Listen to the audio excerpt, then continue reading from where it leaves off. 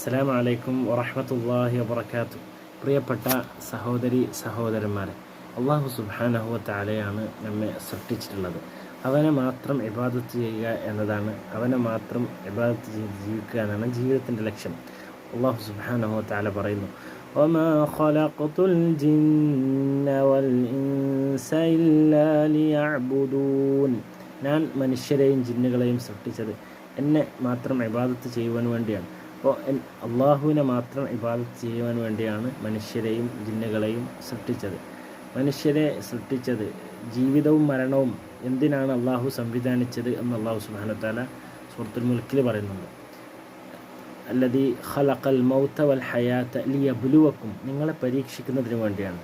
അയ്യുക്കും അഹ്സനു അമല, ആരാണ് ഏറ്റവും അഹ്സനായി, ഏറ്റവും ഇഖ്ലാസോടുകൂടി ആത്മാർത്ഥമായി ഇബാദത്ത് ചെയ്യുന്നത്, ആരാധിക്കുന്നത് എന്നത് പരീക്ഷിക്കുന്നതിന് വേണ്ടിയാണ്. അതാണ് ജീവിതത്തിൻ്റെ ലക്ഷ്യം. ഇനി അള്ളാഹു സുബ്ഹാനഹു വ തആലയാണ് നമ്മെ സൃഷ്ടിച്ചത് എന്ന് പറയുമ്പോൾ പലരും പല ചോദ്യങ്ങളും പറയും. എന്ത് അള്ളാഹു അല്ല എന്നത് അവരുടെ വാക്കുകൾ കൊണ്ട് പറയാറുണ്ട്. യഥാർത്ഥത്തിൽ ഒരിക്കലും യാഥാർത്ഥ്യമില്ലാത്ത നിരീശ്വരവാദികൾ പറയുന്നതിനെ കുറിച്ചാണ് പറഞ്ഞത്. അവരാണോ യഥാർത്ഥത്തിൽ ഈ ആകാശഭൂമികളെ സൃഷ്ടിച്ചത്? അം ഖലഖുസ് സമാവാതി വൽ അർദ്, ഭൂമിയെയും ആകാശങ്ങളെയും എല്ലാം സൃഷ്ടിച്ചത് അവനാണോ? അതേപോലെ അവരെ സൃഷ്ടിച്ചത് അവരാണ്. അം ഖുലിഖു മിൻ ഗൈരി ഷൈഇൻ, ഒന്നുമില്ലായ്മയിൽ നിന്നാണോ അവർ സൃഷ്ടിക്കപ്പെട്ടത്? ഒന്നുമില്ലാത്ത അവസ്ഥ എങ്ങനെയാണ് ഒന്നിനെ ഉണ്ടാക്കുക?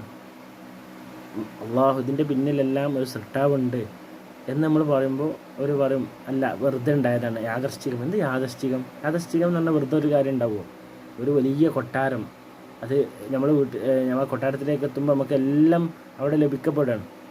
അപ്പോൾ അവിടെ അത് എന്താണ്, അതിൻ്റെ പിന്നിൽ ഒരു പരിചാരകരും അതേപോലെ അതിൻ്റെ നിർമ്മാതാക്കളും എൻജിനീയേഴ്സൊന്നും ഇല്ലാതെ അതെങ്ങനെ ഉണ്ടാവുക? അതൊന്നും ഇല്ലാതെ ഉണ്ടായി എന്നാണ് ഇവർ പറയുന്നത്. അതല്ല, ഒന്നുമില്ലായ്മയിൽ നിന്നാണ്. അം ഖുലിഖു മിൻ ഗൈരി ഷൈഇൻ, ഒന്നുമില്ലായ്മയിൽ നിന്നാണോ അവർ സൃഷ്ടിക്കപ്പെട്ടത്?